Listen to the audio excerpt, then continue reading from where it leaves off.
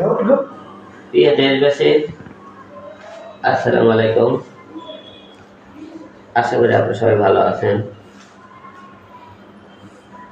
গতকাল আমার উপর যে হামলাটা হয়েছে, সুষ্ঠুভাবে ভোট গ্রহণ হয়েছে, কোথাও কেউ কোনো অভিযোগ করে নাই এবং আমাদের পর্যাপ্ত সংখ্যক আইন শৃঙ্খলা সেখানে ছিল এবং পুরা কেন্দ্রগুলিতেই পুলিশ মোতায়েন ছিল। হিরো আলমকেও তারা প্রতিদ্বন্দ্বিতা করার মতো সাহস রাখে না, ব্যালটে সিল মারতে হয়।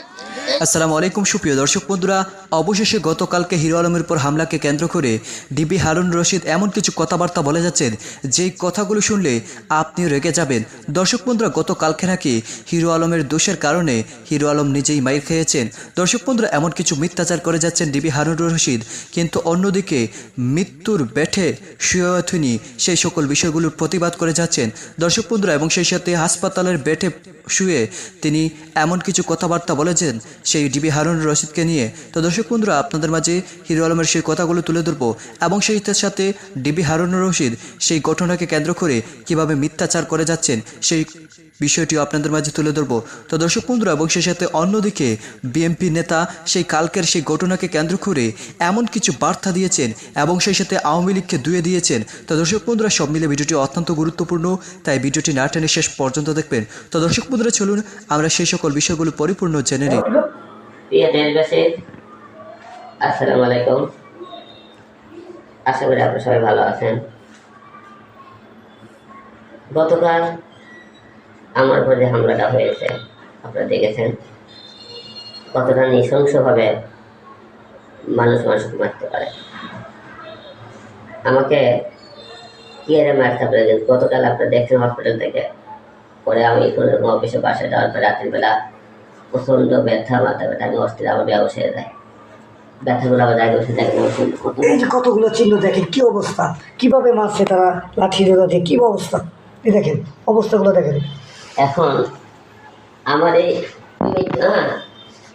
মারার পিছনে সম্পূর্ণ হাত পুলিশের। পুলিশ আমাকে মৃত্যুর মুখে ঠেলে দিয়েছে, কারণ আমাকে যখন কেন্দ্রে ধাক্কা মারে সব পুলিশের সামনে কিন্তু আওয়ামী লীগের লোক ধাক্কা দিতে পারছে, কারণ আমরা মৃত্যুর ভয়ে একজন পুলিশের কাছে যাই, পুলিশ কিন্তু আমাকে বাঁচালো না। তাহলে আমি আজকে মৃত্যু হলেও এটা সম্পূর্ণ পুলিশ দায়ী থাকতো। এবং আমাদের, কারণ পুলিশ জনগণের বন্ধু বলি আমরা, কিন্তু পুলিশ জনগণের বন্ধু না, পুলিশ সরকারের বন্ধু। সেই সরকারের কথা প্রকাশ করে, কারণ যখন আমার উপরে হামলা হলো পুলিশ নিরাপত্তা পালন কেন করলো, তারা কেন তারা আমার কাছে দৌড়লো না, যারা আপনার বাধ্য করলো। তাই আমার এর জন্য কিন্তু পুলিশ দায়ী, সরকার পুলিশকে দায়ী করবো, নির্বাচন কমিশন দায়ী করবো। এবং যারা যারা বলেছে নাকে খড় দিয়ে এখানে চলে যাবে, আপনারা নির্বাচন পরিষদে ব্যর্থ, আপনারা খড় দিয়ে এখানে চলে যেতে পারবেন, কারণ এই সরকারের অধীনে কোনো সুষ্ঠু নির্বাচন হতে পারে না। 2018-তে আপনারা সবাই জানেন এরকম আওয়ামী লীগের বাহিনী, ক্যাডার বাহিনী আমাকে হামলা করেছিল, তার কিন্তু বিচার হিরো আলমকেও তারা প্রতিদ্বন্দ্বিতা করার মতো সাহস রাখে না, ব্যালটে সিল মারতে হয়। এইটা যখন তিনি এক্সপোজ করে দিলেন, উন্মোচন করে দিলেন, তখন তার উপরে হামলে পড়লো। আমরা দেখলাম কোন পুলিশ কর্মকর্তারা এগিয়ে আসছে না। ইত্তেফাকের, দৈনিক ইত্তেফাকের ভিডিওর মধ্যে বলা হচ্ছে, পুলিশদেরকে বলছেন যে আপনারা কেন ওনাকে সহায়তা করছেন না, কেন ওনাকে বাঁচাচ্ছেন না, তার উপর হামলা হচ্ছে। তখন একজন পুলিশ কর্মকর্তা তাকে টেনে সামনে নিয়ে গেলেন এবং ওই স্কুলের বাউন্ডারি থেকে তিনি যখন বের হলেন, ওই পুলিশ কর্মকর্তা বলছেন আমার দায়িত্ব এই স্কুলের ভেতরে, এই ক্যাম্পাসের ভেতরে, ক্যাম্পাসের বাইরে আমার কোনো দায়িত্ব নাই। এই হচ্ছে আমাদের পুলিশ কর্মকর্তারা। একজন প্রার্থীকে বেধড়ক ভাবে পেটানো হচ্ছে, রাস্তায় ফেলে তাকে লাথি মারা হচ্ছে, কিন্তু পুলিশ কর্মকর্তারা বলছেন ওইখানে আমার দায়িত্ব নাই।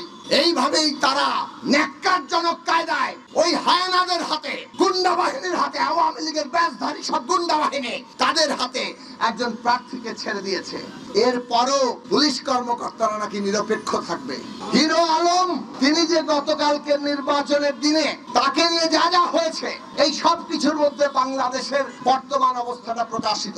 আমরা দেখলাম কয়েকদিন আগে পুলিশের কমিশনার, ঢাকার পুলিশ কমিশনার, তিনি বললেন যে এইখানে নির্বাচন যদি সুষ্ঠু না হয়, পুলিশ যদি নিরপেক্ষ ভূমিকা পালন না করে, তাহলে তিনি নাকে খড় দিয়ে চলে যাবেন। নাকে খত দিয়ে চলে যাবেন। তো এই নাকে খত দেওয়া আমরা কবে দেখবো? বাংলাদেশের মানুষ ফেসবুকে এখন লিখছে পুলিশ কমিশনারের নাকে খত দেওয়া আমরা দেখতে চাই।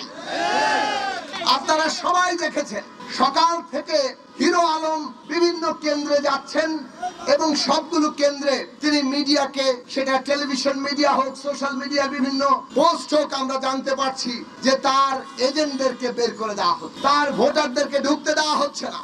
এই অভিযোগ তিনি তখন করছেন, পুলিশের সহায়তা চাচ্ছেন, নির্বাচনী কর্মকর্তাদের সহায়তা চাচ্ছেন, সেইখানে কোনো সহায়তা তিনি পান নাই। অথচ পুলিশ কমিশনার বললেন যে নাকে খত দেবেন। এরপরে শেষ পর্যন্ত যখন নির্বাচন শেষ হওয়ার কিছুক্ষণ আগে তিনি একটা কেন্দ্রে গেলেন এবং সেই কেন্দ্র বিষয়ে তাকে মার দেওয়ার পরে তিনি যখন সংবাদ সম্মেলনে বলেছেন কেন তাকে মার দেওয়া হলো, তিনি ওই কেন্দ্রে গিয়েছিলেন এবং তিনি বললেন যে ওই কেন্দ্রে ব্যালটে সিল মারা হচ্ছিল, ব্যালটে সিল মারা হচ্ছিল। সেইটা তিনি প্রতিবাদ করেছেন এবং ওই প্রতিবাদ কেন করলেন, কেন দুনিয়ার সামনে এইটা ফাঁস করে দিলেন যে ওনারা ব্যালটে সিল মারছেন? গতকালকে যা ঘটেছে, ঢাকা 17 আসন, গুলশান, বনানী, বারিধারা সহ, ক্যান্টনমেন্ট সহ, কালাচাঁদপুর সহ, সেইখানে মহাখালীর করাইল বস্তি সহ বিভিন্ন এলাকা এই আসনের অন্তর্ভুক্ত। সরকারি দলের প্রার্থী আছে, বিরোধী দল নির্বাচন বর্জন করছে। এই নির্বাচন তামাশার নির্বাচন। এই নির্বাচনে মানুষের তেমন কোনো আগ্রহ হচ্ছে, কিন্তু বিরোধী দল না গেলেও সেখানে একজন প্রার্থী গিয়েছিলেন যিনি স্বতন্ত্র প্রার্থী হিসেবে নির্বাচনে অংশ নিয়েছেন। আপনারা সবাই তাকে চেনেন অথবা তার নাম জানেন। তিনি হিরো আলম নামে সামাজিক গণমাধ্যমের বড় বদৌলতে বাংলাদেশের বিরাট অংশের মানুষের কাছে পরিচিত। বিদ্যানিকেতনে সকালবেলা হিরো আলম প্রায় 50-60 জন লোক নিয়ে কিন্তু সেখানে গিয়েছেন। সেখানে গিয়ে উনি ভোট কেন্দ্র পরিদর্শন করে বিদ্যানিকেতন চলে আসছেন এবং আমার সাথে তার কথা হয়েছে টেলিফোনে। আমি বলছি কী অবস্থা, সে বলছে ভালো, তবে কিছু কিছু কেন্দ্রে আমার এজেন্ট নাই। তাই আমি বললাম যে আপনি তো এজেন্ট দিতে পারেন নাই, তারপরে যদি এজেন্ট থাকে আপনি বলেন, আমরা এজেন্ট আপনাকে। তারপরে উনি আমার আগে আর রিং টিং দেয় নাই। তারপরে আবার 3টার পরে নির্বাচন শেষের দিকে উনি আবার 60-70 জন লোক নিয়ে আবার উনি ঢুকলেন। তো সেক্ষেত্রে ভিতরে যে পুলিশ যারা ভোট কেন্দ্র পাহারা বা ব্যালট বাক্স পাহারা বা নিরাপত্তার কাজে ছিল, তারা তাকে বাধা দিয়েছেন যে আপনি এত লোক না, আপনি সেখানে কম কিছু লোক নিয়ে যান। কিন্তু তারপর শেষে শুনে নাই, না শুনে ভিতরে সেখানে ঢুকে আপনারা লক্ষ্য করবেন, ভিডিওটা আমার কাছে আছে, সে বারবার মানে একটা গ্রুপকে দৌড়াচ্ছে, মারার জন্য উদ্যত হয়েছে, পুলিশ তাকে ফেরাতে পারছে না। তারপরে পুলিশ কোনোভাবে তাকে ফিরিয়ে তাকে ভোট কেন্দ্রের বাহিরে তাকে বের করে দিয়েছে। বিষয়টা ভোট কেন্দ্র থেকে বের হয়ে যাওয়ার পরে রাস্তার মধ্যে সেখানে প্রায় 50-60 জন লোক ছিল এবং এই 50-60 জন লোকের সামনে হিরো তো দর্শক বন্ধুরা, আপনারা হয়তো এই পুরো ভিডিওটি দেখে এবং ডিবি হারুনুর রশিদের এই কথাগুলো শুনে আপনারা হয়তো অবশ্যই বুঝতে পেরেছেন কিভাবে তিনি মিথ্যাচার করে যাচ্ছেন হিরো আলমের বিপক্ষে এবং সেই সাথে তিনি বারবার বলে যাচ্ছেন হিরো আলমের দোষের কারণে নাকি হিরো আলম এমনভাবে মাইর খেয়েছে। দর্শক বন্ধুরা, আসলে বাংলাদেশের যে নাটক সৃষ্টি করেছে আওয়ামী লীগ, সেই নাটক যে কখন শেষ হবে সেটা হয়তো বলা মুশকিল। অন্যদিকে হাসপাতালের বেডে শুয়ে হিরো আলম যেই কথা বলেছেন, যেই বার্তাগুলো তুলে ধরেছেন, সেই বার্তাগুলো বাংলাদেশের জনগণের সঠিক বার্তা।